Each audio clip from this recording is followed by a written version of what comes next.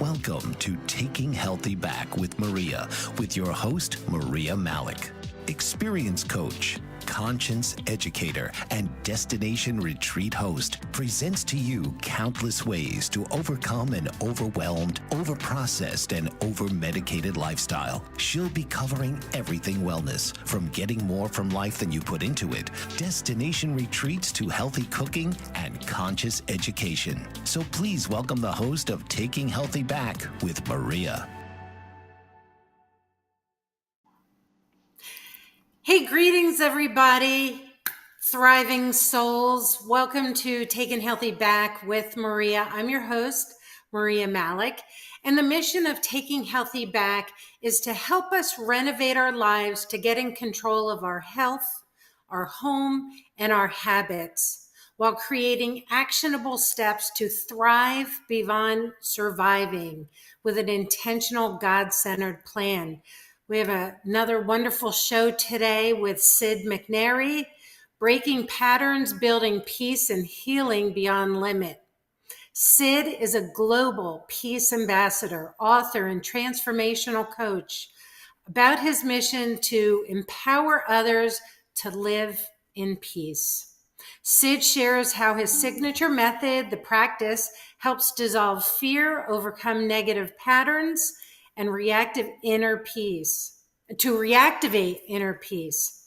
Drawing from his experience as a former football coach and yogi and wellness leader, Sid provides practical insights for creating a peace-driven life.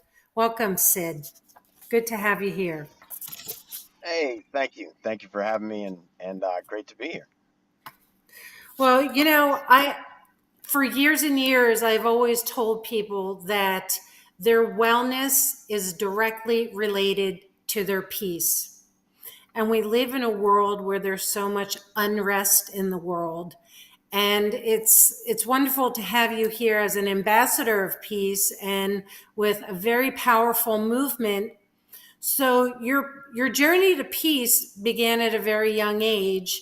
So can you share the moment or the experience that first set you on this path, and what role did God play in that?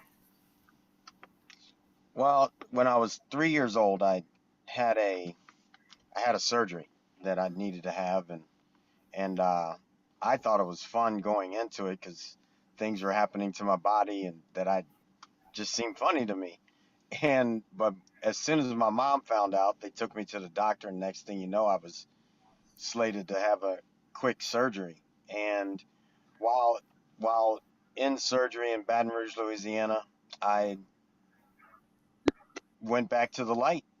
And when I went to that light, I Oh, was instantly told, "Son, I got you." So from then mm, on, I knew that something bigger than what we ever talk about was taking care of everything for me. mm, And when I noticed that people around me didn't have peace, I wanted to bring that. So mm. anything that's ever come up in my life, I've always known God's got me. So that's it. When I work with people now, uh, no matter what it is, it's God, them, then me. So Okay. people ask me all the time, how do you do all the things that you do? Well, it's not me. I'm not the one holding that container. So it just makes it a lot easier in my life having God in it. I love to hear that because there's so many people that I come across all the time who give credit to the universe for everything, and they're afraid to use the term God. And I actually just think God is this divine power's name, not who this is. So at age 3, like how did that change? Like, how does a 3-year-old act after hearing this message, this profound message? Well, I mean, for me, I mean, I can remember, and there's pictures. I was just happy. Like, oh, well, I can do anything. I can fly. I can do whatever I want to do. And what shows up for me is that it's actually humans that have limited all of that. The Mhm. idea that we know where we can go. And I only call it God because I grew up Catholic, not Sure. because that's typically I actually refer to it as it, because I in this limited human reference, I don't really know what it was, and no right, one does. No one's been able to really tangibly sit God in front of me and say, "Talk to this thing." right, No, it's beyond the scope of what people perceive it to be. And for me, I've just known my God's too big for one religion. It's everything, right. I love it. you know. So I I just share that for anyone listening. Like, no, it's not Christianity for me. It's well beyond that. It's everything. Yes, it is Christianity, and it's everything. It is Muslim. It is Buddhist. It is Judaism. It's everything. So when I lost my sight twice in my life, uh, I've, I've my body is shut down and I couldn't walk or sit up or move. I've always Wow. known God's got me. There's a reason for me to go through this, and I'll get on the other side of it. And beyond a doctor or anything else, I've gotten there, and I that's love it. special in my life, and that's been it since I was 3. I mean, that's everything. I so appreciate that, and I'm happy to hear it. And I'm hoping those who are watching or will watch this can grasp onto that one thing that we're always taken care of, even if we can't see it. And we're taken care of through the people we make connections with, and through the things that we're creating in our life, which I'm so happy you started with that. And thank you for sharing. So, the practice, and I do it in quotes, is a cornerstone of your work. And how would you describe its essence? And how can someone begin incorporating it into their daily life? Well, first, I grew up in sports. At 7 years Mhm. old, I was taken into sports and all over the world with soccer and football and coaching football. So my life has been built around that essence of the practice. No one calls it, no one says you just play a game. You actually have to practice. Well, the game Right, for me is life. The game is life, and it's all a practice. It's all designed to help me be in a better way as a human in life. And so that's it. So everyone's practicing. Most people aren't paying attention to how they're practicing. right. So, what are some of your non negotiables for this practice? I'm assuming it's an everyday practice. Yes. Yeah, it is an everyday practice. Non-negotiables for me is going to be different from someone else. I Okay. started meditating when I was 8 years old. So a non-negotiable for me is I wake up, I take care of anything that my body needs, and then Mhm. I go sit for an hour to 3 hours in the morning. Not Wow. everybody's life is designed to do that. You No. know, very few people now. Everyone could, because I wake up at 4 a.m. Most people are still asleep. Yes. So everyone could. They could get up at like 3 if they had to get 3 hours in. They could do that, but that level of discipline and dedication is what has been fostered through all of my athletics and my parents and everybody that's impacted my life. And so non-negotiable for me is that I'm always going to be in my practice. As I'm talking to you, I'm observing myself. Uh, Hmm. I just happen to be in this parking lot, all these people walking by, so I'm even watching. Or am I fully present, or am I watching this person walk across the street right now? It's all a practice, and so Right. looking at that, that's the first part of it, is to commit to the practice. I am Mm. committed to my practice, and my practice is designed by and mirrors peace. So everything about the practice, about my life, is dedicated to that level of peace. Peace is I'm a disciple of peace. It's my discipline. So a non-negotiable for me is my peace. And For some people that looks like, oh, sit around a fire and go back to the hippie days, which is great. Don't mess with my peace. Just don't mess with it, because I'll be at peace getting my peace back, but the person may not be at peace with how that looks for them. So we all have to practice it on our own. And Mm-hmm. I'm really unapologetic of how it'll look to hold this space for myself. So I'm not sure I was going to ask this, but because you brought it up, so let's say you get angry. I'm sure you get angry or things miff you. Never, you know. Well, what I'm going to ask is for the person that does get triggered, that does get angry, and it happens a lot. If you find yourself in that situation, how do you quickly navigate out of it? And it's mostly happening, in public or whatever. I'm sure people are getting angry in private, but how do you bring yourself back to that peace so that you could keep going and not let it affect you? Because I can tell you right now, all the time with the holidays, people are nastier in the car, they're nastier in the stores, and I'm always bringing myself back into my peace. So how do you do it? What's some tips you can give to someone who's struggling with that? Yeah, I mean, I've had anger come through my life at some point in time, right? Like, Mhm. I've raised three children. Uh, I've lived life. It to actually act like somebody doesn't feel anger is to cut off from it that is everything. So Oh, with that being said, I know that yes. anger is in the world. I mean, it just is. It's part of everything. And for me, if for some reason that feeling were to come, I know I'm not attached to my feelings. Right. So in that sense of knowing that, then I can choose what I want, which then it's like, I talked about being able to go surf.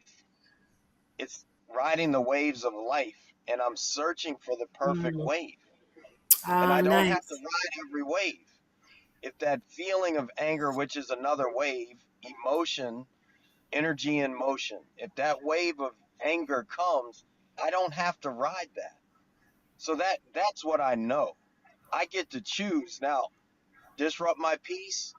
I may ride that, what someone may perceive as anger, but I'm choosing to be in it, and I'll choose when I want to get out of it. So I think that's what gives me the ability to hold peace so well, is I am consciously choosing which Mm. wave of energy I'm going to ride in my life. I love that. And what I'm hearing from you and what I'm feeling even through the video here is you have a mastery of self-control. And you know how to channel your feelings and your energy so that you can always stay on the foundation of peace, which I really love. And I think people need to hear this, especially because there's so much lack of control. I see, like, if I could do it, I'm going to do it, and I'm going to do it to the fullest. And that doesn't always translate into something good and positive. So I love your answer to that. Thank you. Hmm. So you were named the Ambassador of Peace. What does that title mean to you, and how has it shaped your mission? How did you Well, even one, get it? Like, how do you get yeah, to be an Ambassador of Peace? I didn't know that there was a such thing as a world award in this way, the World Peace Awards. And the how it came into my life was, I was in a meeting with some people around the Vatican, and they witnessed me handle an altercation that came to the people that were in the meeting. And then they contacted someone and said, "Hey, you all need to look at this guy because he's the real deal." And so that's how it began. So then when they contacted me and said, "Hey, will you come to Sweden for us to give you this award?" I At first I was like, "Can't you just give it to me over Zoom?" That's good. And because for me, I haven't. That's not been my thing to chase. When I Sure. got into this, like, yeah, I chased awards. Like I coached football. I wanted to win games, and then when I got into this, it's like, now I'm doing this for something bigger than myself. And so when they asked me to come, my dad said I needed to go pick it up. He's gotten multiple awards around the world, and he's like, it'll change you. You got to go. And my wife, Liz, uh, was totally behind it, and so we both went. She was amazing because she said, this isn't about me. I'm gonna make sure that you have pictures of everything. Hmm. So there were 30 monks that came, and and so she would take pictures of how I was with them, and so it already landed in a way that, one, I had no concept that these 30 people that I've never met knew something about me. That's So that was wonderful. very humbling. Yeah, that was very humbling to start with that, to realize, okay, people are actually paying attention. So that has continued to shape me in a different way, because it's like, all right, now I've got this award. I don't get to just snap on somebody, That's right. because it just negates all of it now. If I lose that. So it used to be, I held peace because my body would shut down if I didn't have it. Like, it would Mm, just react. And now I'm holding it because I've been given something that says, okay, you're an example. Uh, and I go back to the Bible in that sense, where it says, if two, not that, it says, those that are given much, much is expected. My dad used yes. to say that to me a lot as a kid. And now it's like, okay, I've been given this award, much is expected. Yes. Yes.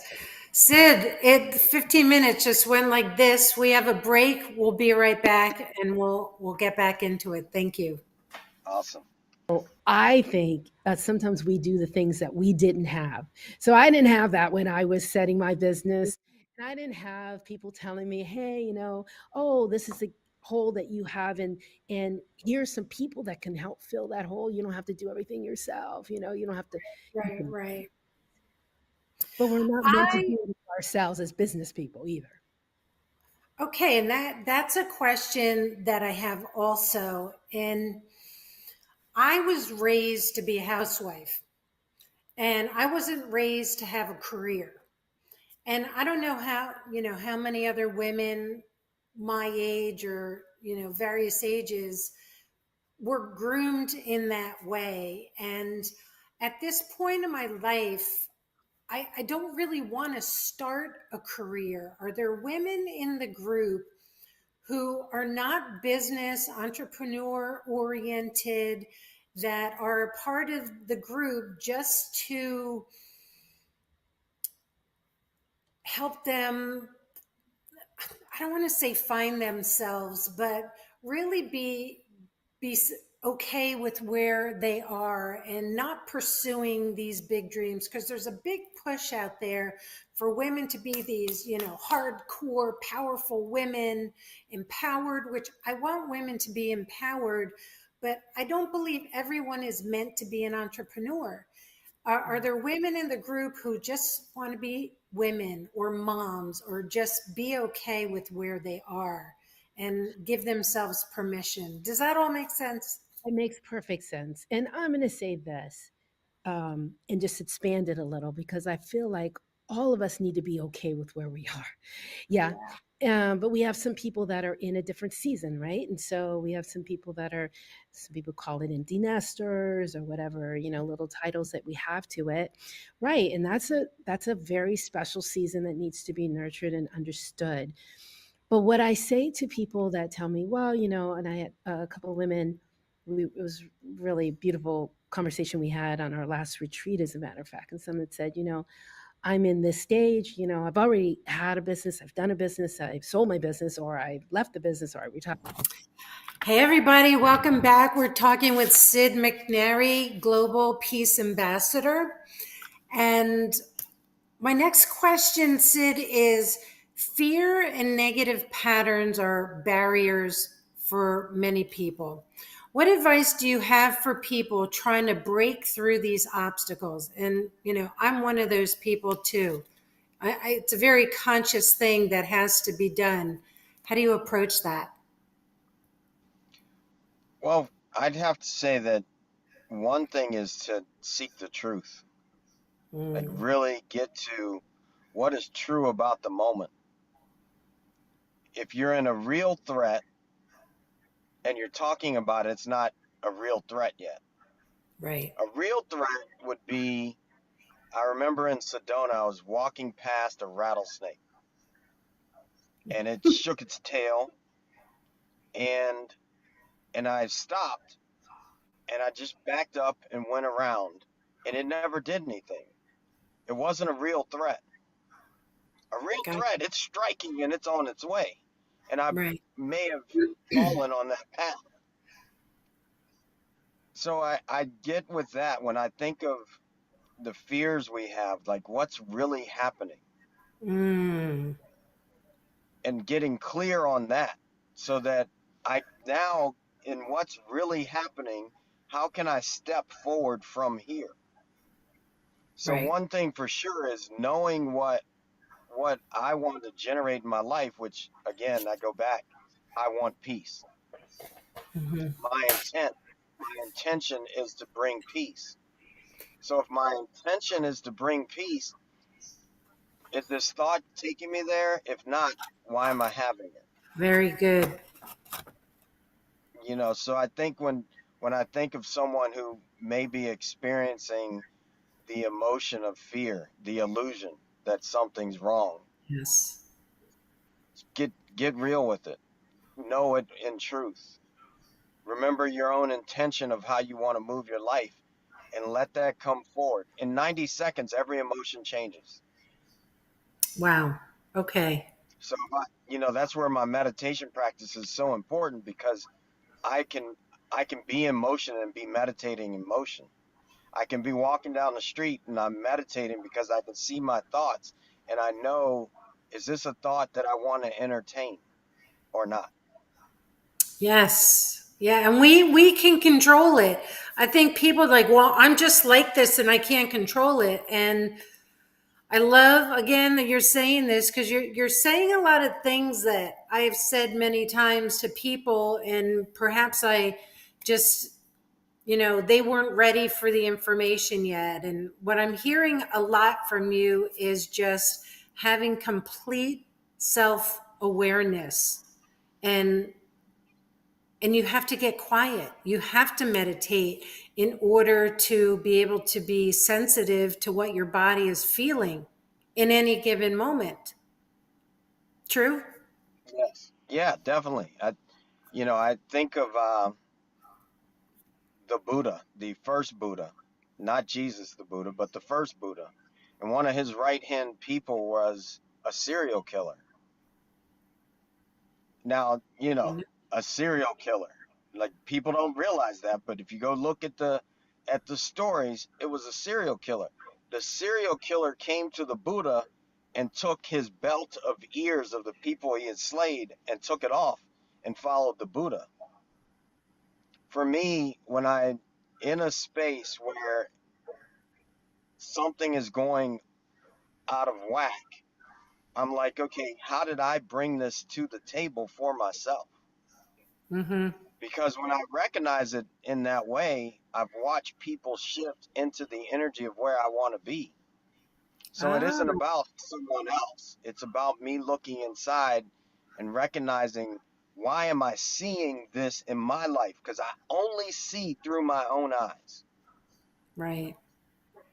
So if it's not Right. something I want to see, well, then why am I seeing it? To When I teach can a see lesson? coming from, Well, I could be, yeah, to learn a lesson. I could be coming from compassion. I could be coming from forgiveness. I could be coming from something other than the chaos that I'm looking at. That's on me. That has nothing to do with everyone else.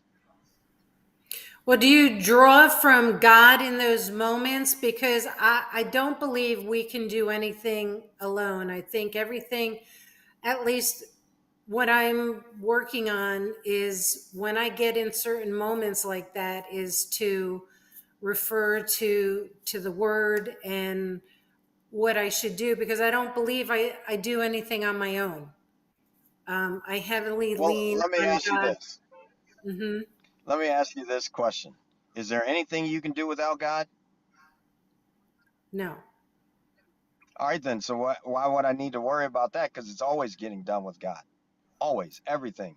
There's nothing for Okay. me to even think about that, right? Like, I don't need this. Like, in what moment did I actually separate from God? Impossible, which means I'm possible. Right. You know, for Yes. all those Yes. people that follow Jesus, he said, "You'll do everything I did and more." Well, what makes us think we won't? Well, and I think though maybe why I'm asking is because that's not a common mindset. Most people are relying on themselves and they don't have that foundation that you have in that area. So I guess I'm asking more for the person who, they haven't already adopted that mindset. And trust me, it's taken me a long time to get to this space, to the same space that you're at. So I'm just asking for those who don't even really know about that, don't know how to adopt it. Does that make sense? Yes, and as soon as they hear it, you can't undo it. Right. That I 100% believe. You can't unknow it now. So if a Right. So now person, everybody that hears this is like, it's okay. Now you know. Now right, you know. Now what are you going to do with it? Now you know. Anyone listening, you know that God has everything to do with everything in your life. So now what? I love it. Yeah, Like what are you going God to do had with a it? hand on all of it, and it's all perfect. I laugh because the old saying of things is like, "Oh, I'm human," so as if that makes me unperfect, as if God made a mistake. Oh, I love that. I love that. Like, you don't get to, for me, I don't get to have two. You can't serve two masters, so I can't say God made a mistake and then say God is perfect at the same time. Oh my gosh. I love that. Thank you so much. So, okay, here's a question that people, well, what's your proof?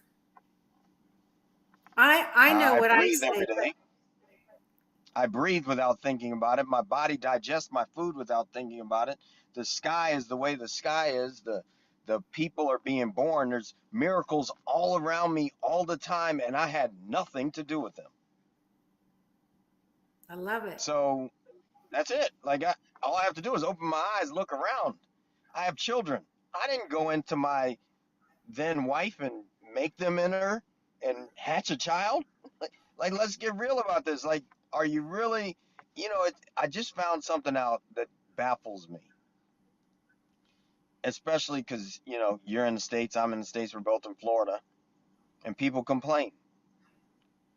Do you realize that I didn't realize this till today? The top 1% in the world makes more than $35,000. That's top 1% in the world makes more than 35,000 a year. Everybody that makes more than 35,000 a year is in the top 1% of the world monetarily. And how many people I've been there complained about making way more than that, and we're in the top 1%. Maybe if we shift our perspective on things, it'll just be different, because it already is different. There's people that make 39 cents an hour. Mm, They work 3 hours just to go buy us a water. mm, Well, we here in the U.S., heck, I know that I've given a person without a house enough to go get a soda in a moment. mm. Maybe if we just see things a little different in our minds, the world will be different. I love that. And yes, I get that, we've come from things have been taught to us in ways that, and uh, my mindset is different because I've worked at that. Mm-hmm. Well, now if someone comes into my orb in some way, theirs can be different too. That's it. Yeah. All we have to do is have a conversation and it becomes different. I'm Yes. grateful that I've had all of that in my life. Gosh, I love everything that you're saying. I believe it. I live the same way. It's good to be connected with you because what you're dropping truth bombs here. And I think people need to hear it, at least my audience, other than from me. With that, we have another break. We'll be right back, you guys. Stay tuned. Good stuff. Thank you. And you Yeah. would think, even a VA hospital, if you're a veteran, that they would have a program like this. You You would know, think, yeah, you would think, but it's not as simple to resolve as it sounds because you have to have the volunteer personnel, you have to have the Mhm. space, it's not just watching the dog, it's being able to take that dog to a veterinarian if it needs medical attention. Mhm. Um, there's just so many components to it. And I know this because we put the program together, and we've been learning as we've gone because there's no one we can call and go, hey, how did you handle this? So I mean, we've really learned a lot, and I understand why it's not as easy as it sounds. So, what lessons have you learned that you can impart with our listeners?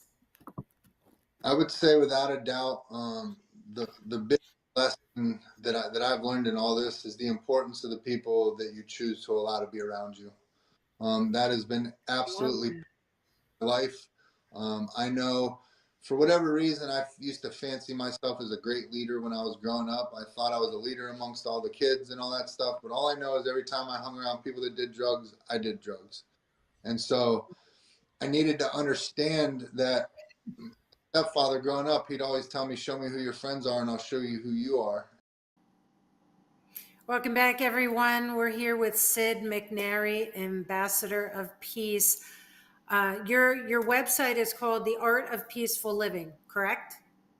Yeah, artofpeacefulliving.com. Yes. Okay, just want to throw that out there right away if someone wants to look you up. So your parents had a profound influence on your life. What values or lessons from them still guide you today in your mission for peace? Well, one, my parents taught me that I, I mean, it was almost a curse in a sense that I wasn't meant to be average. Because if I was meant to be average, I wouldn't get very far in the world. That was how I was raised.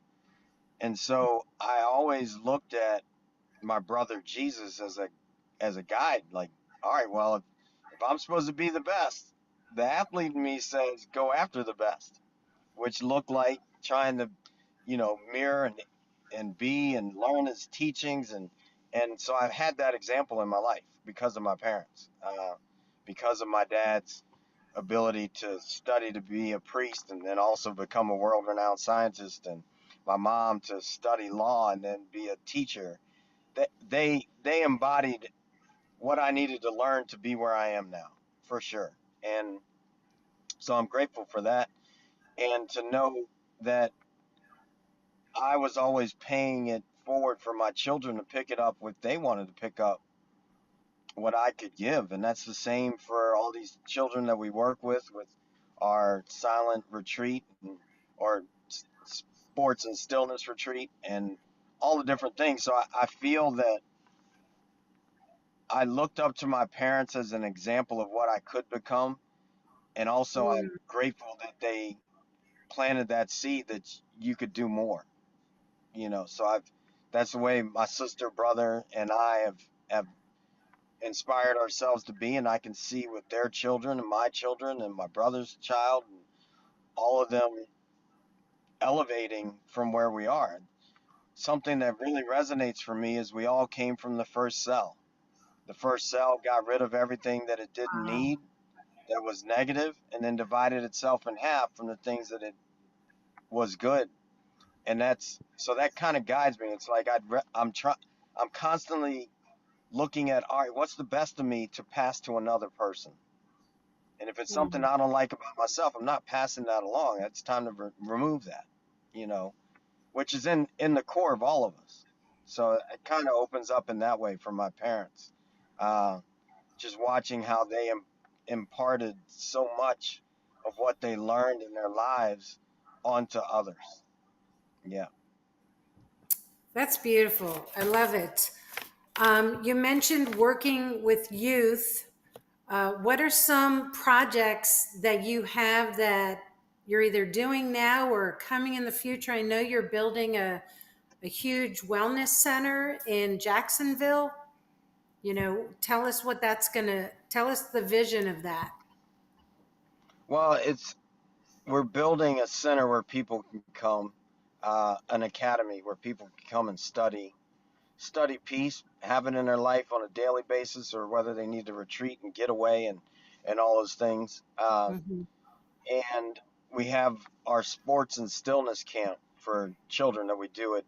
My wife's a counselor. Liz is a counselor at Jacksonville Country Day School, and there it. I've watched over the years how they are so different than most schools about how they handle children and teach Hmm. them to love one another and care, and we can all do that wherever we are. So whether Sure. it's the centers open or not open yet, or me speaking around the world as I do, and just being it, you know, being the Being. example. Like someone, part of the reason why I'm not sitting at my desk is they were late getting what I need to get for this holiday season. And so I'm sitting there and I'm like, all right, well, I'm just going to have to do it in the car. I didn't, there was nothing for me to say to that person as he's sitting there working on it. And Right. I can be forgiving as he's overly apologizing because of the nature of potential other people and how they've acted when I'm standing in that line. So to me, I'm always teaching, and we all always are.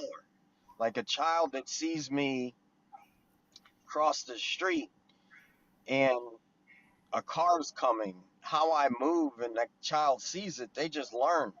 We are all teaching everyone how to be Yes. with us in the world. So just taking responsibility for that is important. Wonderful. What you said someone was apologizing. In my opinion, I feel that people are apologizing all the time, like too much. You almost run into someone with your car and they're apologizing. And I'm always telling people there's nothing to be sorry about. And words are seeds. So if I hear someone say, "I'm sorry, I'm sorry, I'm sorry," then I I feel like they're speaking that into their lives. Do you feel that a lot of people are always apologizing, I guess, to diffuse someone else's reaction? Well, I would say most people, from my perspective, there's two ways someone could say, I am sorry, and someone can apologize. I am sorry. I tell people, stop saying that to me. I don't want to hear it. Why? Because I am, two most powerful words in the English language. I am. What you put behind it, you become. I am sorry says that you're going to keep being that sorry person that did what you did.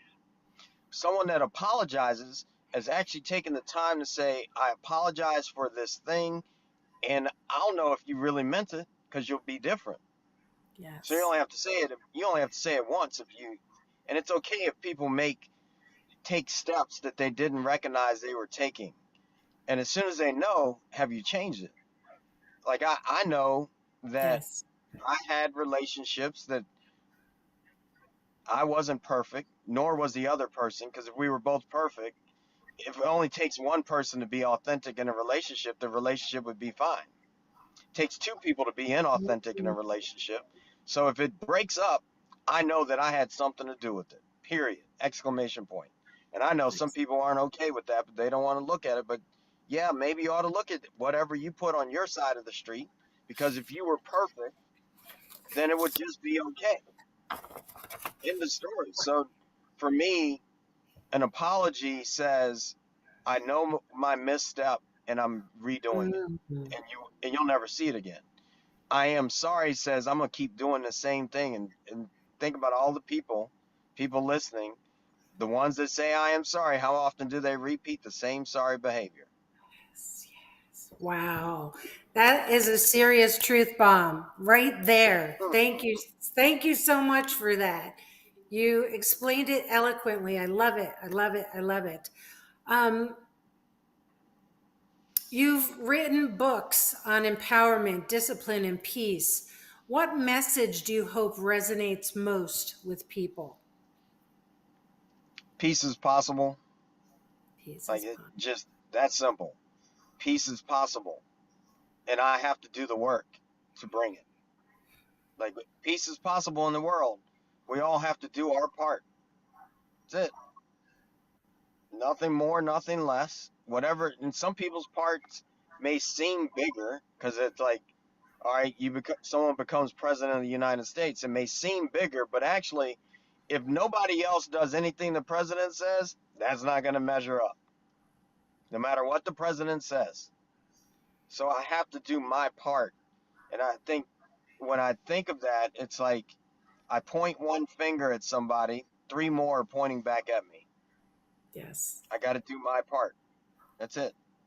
And in doing my part, I've done that. I change me. I impact my family. My family impacts our community. Community impacts the state, the nation impacts the world. But it starts with me. I So love that. everyone just needs to get started. Commit to peace. And I know it sounds simple. How do you commit to peace? Is it all in the doing, in the being? What is that? What does that look like? Well, my grandma, when she asked what I committed to, she said, okay, will you commit to peace? And I accepted it, and I said, yeah, I commit to peace. Now go be peace for 24 hours. And if you make it 24 hours, be peace for a week. If you make it for a week, be peace for a month. If you make it for a month, be peace for a year. If you make it for a year, be peace for your life. Just commit to peace, and I'll go do it in all moments. All moments. That's like breaking an addiction. You start with a day, you start with a week, and you do the same thing. But I think the key word is the commitment. What do you do when you feel like you might want to break that commitment with yourself?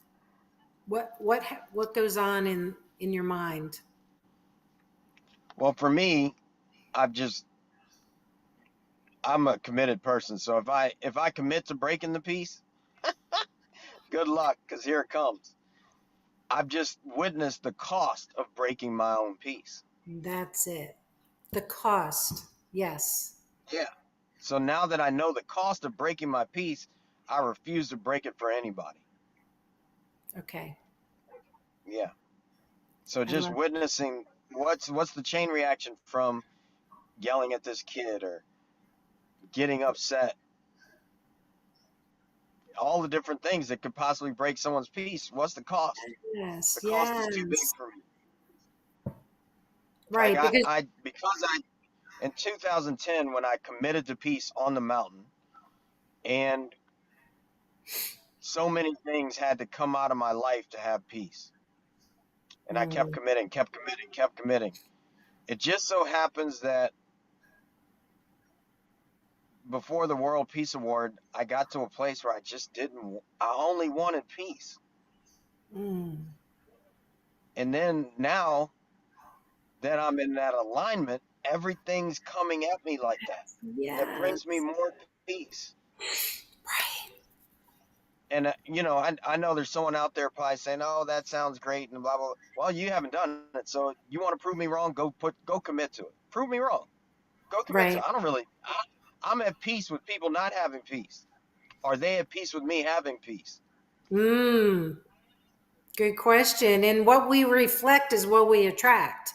So if you're reflecting peace, you're just going to get more of it, right? Yes.